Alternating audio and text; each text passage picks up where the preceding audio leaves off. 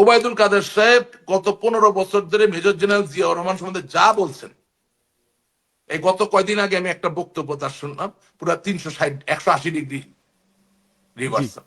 জি আপনি বলেন এটা কি অ্যাসেট না লাইবিলিটি? লাইবিলিটি। হ্যাঁ, বলেন কেন উনি এভাবে কথা বলতে, আমাকে জিজ্ঞেস করেন কেন এভাবে কথা বলতেছে। কেন এইভাবে 360 ডিগ্রি ঘুরে গেল? হ্যাঁ, বলতেছে এই কারণে যে শোনা যায় যে উনি বঙ্গবন্ধু কন্যা জননেত্রী শেখ হাসিনা অত পাত্তা ইদানিং পাচ্ছেন না, সুতরাং এমন কিছু আজে বাজে কথা বলতে হবে যেটার কারণে বাধ্য হয়ে ওনাকে বলা হবে না না না তুমি একটু চুপ করো, থামো, একটু আমাদের কাছে থাকো। It's a very chip political tactics. আপনি 15 বছর আওয়ামী লীগ, যুবলীগ, ছাত্রলীগের ছেলেমেয়েদেরকে মেজর জেনারেল জিয়াউর রহমান সম্বন্ধে এক ন্যারেটিভ দিলেন, এখন আপনি কলকাতা গিয়া লাইভ ক্যাম একটা লাগাইয়া, ওয়েব ক্যাম একটা লাগাইয়া আপনি এখন আরেক ন্যারেটিভ দিতেছেন। তাহলে ওটা তখন দিলেন না কেন? যখন মেজর জেনারেল জিয়াউর রহমানের বীরুত্তম খেতাব বাতিল করা হচ্ছে, যখন মেজর জেনারেল জিয়াউর রহমান নাকি পাকিস্তানের চর, উনি নাকি পাকিস্তানের গুপ্তচর, উনি বাংলাদেশের জন্য যখন এইসব কথাবার্তা বলা হচ্ছিল, কিছু কিছু লোক বলছিল, তখন আপনি সাধারণ সম্পাদক আওয়ামী লীগের, তখন কি আপনি থামাইলেন না কেন? তখন আপনি বললেন না কেন? আজকে আপনি কি বললে বলছেন? বললে আবার নেত্রী রাগ হয়ে যাবে, এই জন্য হয়তো বা। না কেন নেত্রী রাগ? কোনোদিন নেত্রী রাগ হবে না, আমি বিশ্বাস করি না। আমি মনে করি না যে যুক্তিসঙ্গত ভাবে কোনো কথা নেত্রীকে যদি বুঝায় বলা যায় তিনি রাগ হবেন। কেন তিনি রাগ হবেন? এতই যদি রাগ হইতেন তাহলে আওয়ামী রাশেদ লীগ ভাই, এত বড় দল চালানো যায় নাকি? নেত্রী তো আমি নিজেই আপনাকে বলছে। কি বলছি যে আমরা অভাগার দল রে ভাই। একটু ভাত, মুড়ি, মুরগি, চিনি, মধু খাওয়ার জন্য আমাদের যে দায়িত্বের জায়গা, সেটা আমরা পালন করিনি, আমিও করিনি। আপনার অনুষ্ঠানে আমিও স্বীকার করছি, আমাকে অনেকে লেখে কি ভাই 15 বছর তো এত কথা বললেন না, এখন হ্যাঁ শিওর আমি বলি নাই তো, আমি তো ওই দোষে দোষী, কিন্তু আমি বলি নাই বলে এখন বলবো না সেটা তো হতে পারে না। This is most unfortunate. আপনি যখন এই দলগুলোর ভালোর জন্য, এই দলের নেতাকর্মীদের জন্য কোনো সত্য বচন করবেন, যখনই মনে হবে যে ওই দ্বিতীয় শ্রেণীর আজে বাজে নেতাদের বিরুদ্ধে যাচ্ছে কথাগুলো, তারা মনে করে এটা আওয়ামী লীগের বিরুদ্ধে যাচ্ছে। একটা অন্ধ শ্রেণী তৈরি হয়েছে। আপনি মনে করেন, প্রবলেম হচ্ছে কি যে আমি একজন মানুষ, আমি গণতন্ত্রের কথা বলি, আমি আমার মনের কথাটা বলার পরে আমার দলের, বললাম না কিছু নেতা, যারা নেতা হয়েছে জনগণের দ্বারা না, যারা নেতা হয়েছে আশীর্বাদে, তারা লোক লাগাই দিচ্ছে পিছনে, হুমকি দিচ্ছে, জানে মেরে ফেলবো, এন করবো দেন করবো। তো সেখানে রাজনীতির গুণগত মানের উন্নয়নটা কিভাবে হবে বলেন? কিভাবে সম্ভব? It's just not possible. এবং বিলিভ ইউ মি, আপনারা একটা জিনিস খেয়াল করতেছেন না যে জামাত ইসলামের উত্থানটা মূলত কোথায় হচ্ছে? এই শহর অঞ্চলে ইতিমধ্যেই আগে যে ইজম ভিত্তিক রাজনীতি ছিল, সেটার ব্যাপক পরিবর্তন হয়ে গেছে। কারণ আওয়ামী লীগ, বিএনপির কাছ থেকে মানুষ যা চায় সেটা সবসময় পাচ্ছে না। পরিবর্তনটা ধীরে হচ্ছে, কিন্তু হচ্ছে। আওয়ামী লীগকে বুঝতে হবে, আমার দলকে বুঝতে হবে যে সময় পরিবর্তিত, আমাদের রাজনীতিও পরিবর্তিত হতে হবে। বিএনপি কে বুঝতে হবে সময় পরিবর্তিত, ওনাদের রাজনীতিতে পরিবর্তন আসতে হবে। আচ্ছা, এই রাজনীতির সময়ের পরিবর্তন বলতে কি আপনি বলতেছেন যে আসলে এই জেন জির একটা প্রভাব আছে, সুতরাং এই অবশ্যই পুরো জেনজিকে কি পুরাতন মানসিকতা দিয়ে, শুনেন, এবং এটা আওয়ামী লীগ বিএনপি উভয় দলের ক্ষেত্রে প্রযোজ্য, যে পরিবর্তন হতে হবে? শুনেন, লক্ষ বছর আগে মনুষ্য সভ্যতার তো উৎপত্তি হয়নি, হয়েছে মাত্র 5,500 বছর আগে মিশরীয় সভ্যতা দিয়ে। কিন্তু মানুষের উদ্ভব তো তারও আগে, লক্ষ লক্ষ বছর আগে, ঠিক আছে না? তখন মানুষের সবচেয়ে বড় হাতিয়ার বা অস্ত্র ছিল কি?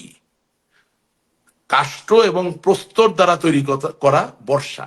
অর্থাৎ তিনি শিকার করার জন্য লোহার ফলাও ব্যবহার করতে পারতেন না, তিনি পাথরের ফলা ব্যবহার করতেন, ঘষে ঘষে পাথরকে চোখা করতেন এবং তার পেছনে একটা কাঠ কোনোভাবে চামড়া বা কোনো কিছু দিয়ে বেঁধে সেটা দিয়ে শিকার করতে যেতেন, ঠিক আছে? এটা ছিল তার মূল হাতিয়ার। যখন এই মানুষ আগুন জ্বালানো শিখে গেল, তখন তো অনেক কিছুর ব্যবহারটা সহজ হয়ে গেল, কারণ আপনি গলাতে পারছেন, হ্যাঁ, এবং হিউম্যান সিভিলাইজেশন টোটাল একটা বড় একটা পরিবর্তনে চলে আসলো। তো আগুনটা হয়ে গেল তখন তার সর্ববৃহৎ হাতিয়ার, ঠিক আছে না? আজকের যুগে আপনি যদি আপনার ঘরের দিকে তাকান, আপনার আপনার সন্তান, আপনার আত্মীয় স্বজন, বাবা মা, সকলের সবচেয়ে বড় হাতিয়ার কি? Telephone, cellphone, mobile phone. Why? Not because you can make a phone call, মানে যেহেতু আপনি ফোন করতে পারেন এই জন্য না, এটা কারণ হচ্ছে এতে ইন্টারনেট নামে একটা জাদু আছে, যে জাদুর কারণে সারা পৃথিবীর এক প্রান্ত থেকে আরেক প্রান্তের সকল তথ্য আপনি পাচ্ছেন।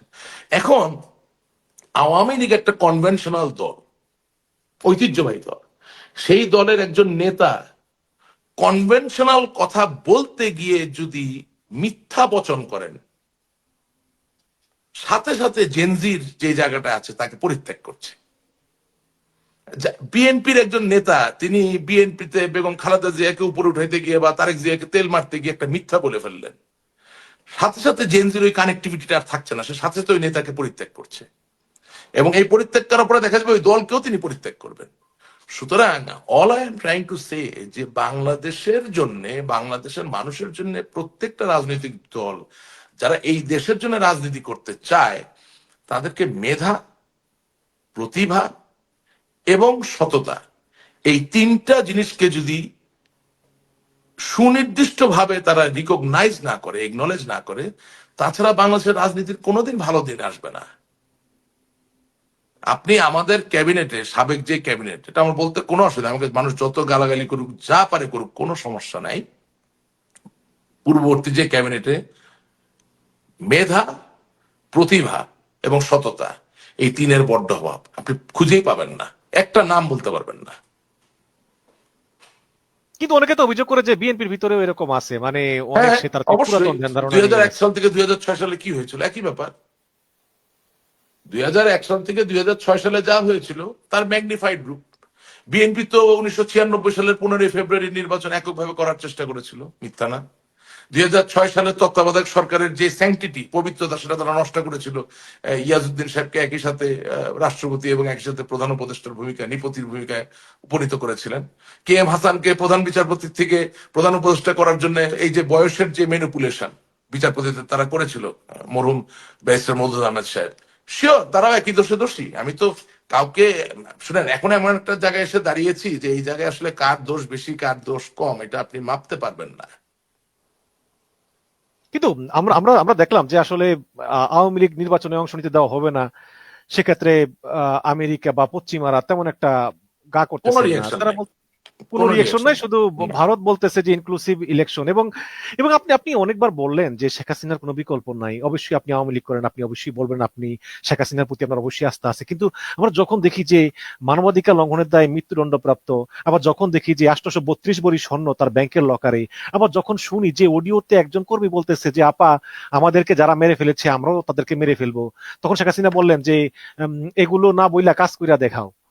তো তখন আসলে মানে আমরা কিভাবে মনে করি যে আপনি যে বলেছেন যে জেন জির যে প্রত্যাশা সেটা আওয়ামী লীগ এবং বিএনপি অনুসরণ করতে হবে, এই শেখ হাসিনার মতো নেত্রী কি আসলে এই জেন জির প্রত্যাশা পূরণ করতে পারবেন বা সম্ভব এইভাবে আওয়ামী লীগকে এগিয়ে নেওয়া? আপনি কি দেখ, মনে করেন না যে আসলে পরিবর্তনটা দরকার আওয়ামী লীগের, আচ্ছা আচ্ছা maybe maybe maybe বিএনপিরও?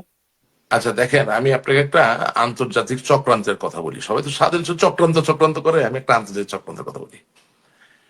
Hussain Mohammad এরশাদ যখন স্বৈরাচার হিসেবে পদত্যাগ করলেন, ক্ষমতা থেকে চলে গেলেন, 1991 সালে নির্বাচনে কে এলো ক্ষমতায়? বিএনপি। বিএনপি এলো। তো বিএনপি ক্ষমতায় এসেছে, তখন কি আওয়ামী লীগ ক্ষমতায় ছিল না? ছিল। কিভাবে? তো হ্যাঁ, ক্ষমতা বিরোধী তো দলের বিএনপি জায়গায়, আসলো, হ্যাঁ বিরোধী দলে ক্ষমতায়, ছিল। হ্যাঁ বিরোধী দলে ছিল। আমরা তো ছিলাম তো বাংলাদেশে, নাকি ছিলাম না? ছিলেন। ছিলাম তো। আচ্ছা, 1991 থেকে 96 সালের মধ্যে জনাব তারেক জিয়া বিবাহ করলেন। করলেন, জি। সেই বিয়েতে কি বাংলাদেশের মাননীয় বিরোধী দলীয় নেত্রী বঙ্গবন্ধুর কন্যা জননেত্রী শেখ হাসিনা যাননি? ওই একবারই না না, দেখা একটু হয়েছে। আমাকে শেষ করতে দেন। আমি আমার শেষ করে, গিয়েছেন, গিয়েছেন তো। আচ্ছা, বঙ্গবন্ধু কন্যা জননেত্রী শেখ হাসিনার স্বামী, আন্তর্জাতিক ভাবে স্বীকৃত প্রখ্যাত পরমাণুবিদ ডক্টর ওয়াজেদ মিয়া যখন মারা গেলেন, তখন বেগম খালেদা জিয়া কি জননেত্রী শেখ হাসিনার কাছে গেলেন না সহানুভূতি জানানোর জন্য? তাহলে একবার কিভাবে হলো, দুবার হলো, কারেক্ট? আচ্ছা, 1996 সালে, হ্যাঁ, 15 ফেব্রুয়ারি নির্বাচন করার চেষ্টা করেছেন, পারেননি। আওয়ামী লীগ ক্ষমতায় গিয়েছে, যায়নি? গিয়েছে 12 তো। জুন গিয়েছে, জি, 12 জি। জুনে। তা আওয়ামী লীগ ক্ষমতায় গিয়েছিল, বিএনপি কি সদর্পে বাংলাদেশে ছিল না? বেগম খালেদা জিয়া কি বাংলাদেশে ছিলেন তো? আচ্ছা, এর মাঝে অনেকগুলো মিথস্ক্রিয়া হয়েছে, হয় নাই যে তা না, আমি বলতে পারবো। ঠিক একইভাবে 2001 সালে বিএনপি ক্ষমতায় গেল, খুব খারাপ হয়েছে। বিএনপি ক্ষমতায় যাওয়ার পরে পূর্ণিমার মতো অনেক অসহায় বোনদেরকে সারা বাংলাদেশে তারা ধর্ষণ করেছে, নির্যাতন করেছে। It's a great political failure and crime. আমি আবার র্যাবের বলছি, র্যাবের এটা পুরস্কার প্রাপ্ত। রাজনৈতিক ব্যর্থতা এবং এটা একটা অন্যায়।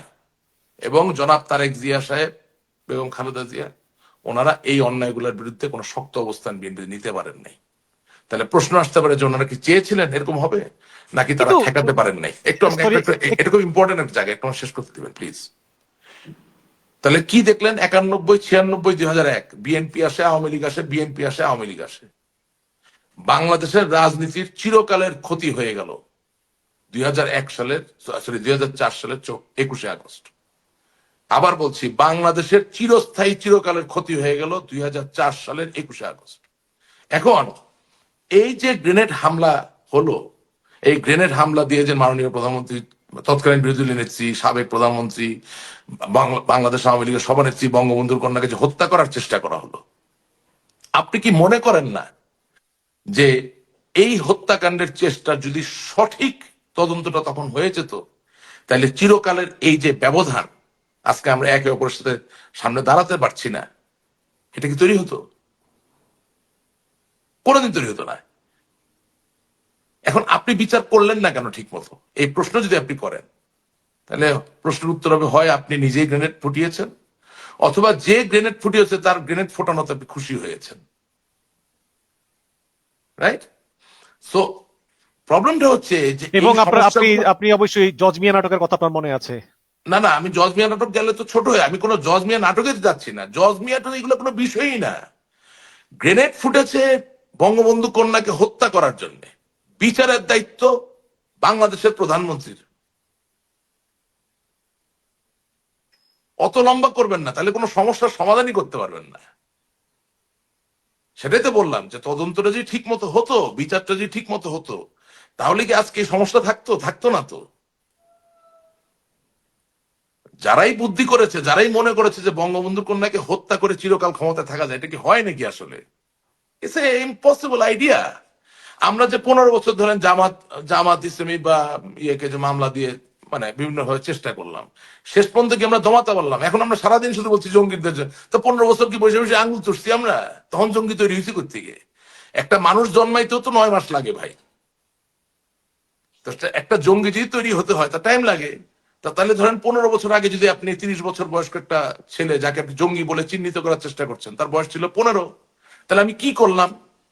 যেই জঙ্গির বয়স 25, 15 বছর আগে তার বয়স ছিল 10, তাহলে আমি কি করলাম?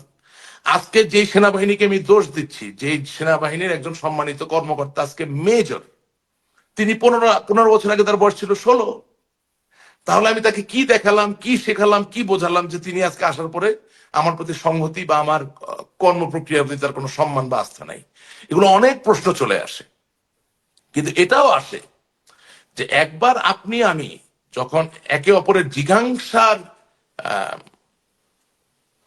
অভিলাষে একেবারে উন্মত্ত অবস্থায় থাকবো, মাতাল থাকবো, এবং সেটাই আমি দেখানোর চেষ্টা করব, তখন একে অপরের প্রতি যে সমঝোতা বা সহমর্মিতা, সেটা তৈরি হওয়ার তো কোনো সুযোগ থাকে না। এবং তখনই কিন্তু তৃতীয় কোনো এজেন্সি সুযোগ নেয়। আমি আপনার অনুষ্ঠানে ওইটাই বলার চেষ্টা করছি, যে আজকে বাংলাদেশের রাজনীতির রঙ্গমঞ্চে আপনি যাই দেখতে পাচ্ছেন, বাংলাদেশকে সামনে এগোতে হলে ওই আওয়ামী লীগ, ওই বিএনপি কে লাগবে, দুটোকে। কিন্তু দুটোর ভিতরে এই ব্যবধান কারা তৈরি করছে, এটা যদি দুই দলের সর্ব উচ্চ নেতৃত্ব বোঝার না চেষ্টা করে, তাইলে বাংলাদেশকে আপনিও টকশো করে বাঁচাইতে পারবেন না, আমিও টকশো করে বাঁচাইতে পারবো না। এটাই রিয়ালিটি। আমি এবং বলতে চাচ্ছিলাম এবং যে বিএনপি এবং তো, জি বলেন প্লিজ। এবং দুঃখজনক বিষয় হচ্ছে, যিনি সর্বোচ্চ নেতৃত্বে থাকেন তার পক্ষে সবকিছু সবসময় দেখা সম্ভব হয় না, এটা বাস্তব। হ্যাঁ, একজন বাস্তব মানুষ এটা। তো। কিন্তু সততার মূল্য কোথায়? যে ওনার অধীনস্থ যারা থাকবেন, তারা প্রয়োজন হলে তার নেতার পা ধরে বলবে যে আপনি এটা করবেন না, এটা ভুল হচ্ছে। সেই বলার কোনো লোক নাই। কতগুলা তেলবাজ, ফালতু, আজে বাজে লোক দিয়া এই দলগুলার দ্বিতীয় স্তর ভরে গেছে। আমরা তো দেখছি বঙ্গবন্ধুর সময়, আমার আব্বা, আমার দাদা, আমার নানাদের কাছে শুনছি, বঙ্গবন্ধুর সাথে রীতিমতো ডিসকোর্স, রীতিমতো ডিবেট হইতো নেতাকর্মীদের। এটাই ওনার শক্তি। হ্যাঁ, উনি উনি সবার নেতা, উনি যা বলবেন তাই হবে, কিন্তু তার নেতারা গিয়ে তার সাথে কথা বলে তার সাথে তর্ক বিতর্ক করতে পারতো, যে বঙ্গবন্ধু এটা করবেন, এটা করবেন না, মুজিব ভাই এটা করবেন, এটা করবেন না, এটা করা উচিত, এটা করা উচিত না। তারপরে হ্যাঁ, উনি সকলের নেতা, তিনি বাংলার অবিসংবাদিত নেতা, তিনি জাতির পিতা, তিনি বাংলাদেশের স্বাধীনতার কি বলবো দ্রষ্টা, তিনি যে সিদ্ধান্ত নিবেন। প্রবলেম হচ্ছে যে বাংলাদেশের পরবর্তী সময়ে এই দলগুলোর যারা সর্বোচ্চ নেতৃত্বে আছেন তাদের পা ধইরা বা হাতে ধইরা বা তাদের কাছে অনুরোধ করেও বিনয়ের সাথে কোনো বক্তব্যের সাথে দ্বিমত পোষণ করার কোনো লোক তৈরি হয় নাই, কতগুলো আজে বাজে লোক তৈরি হয়েছে এবং এখনো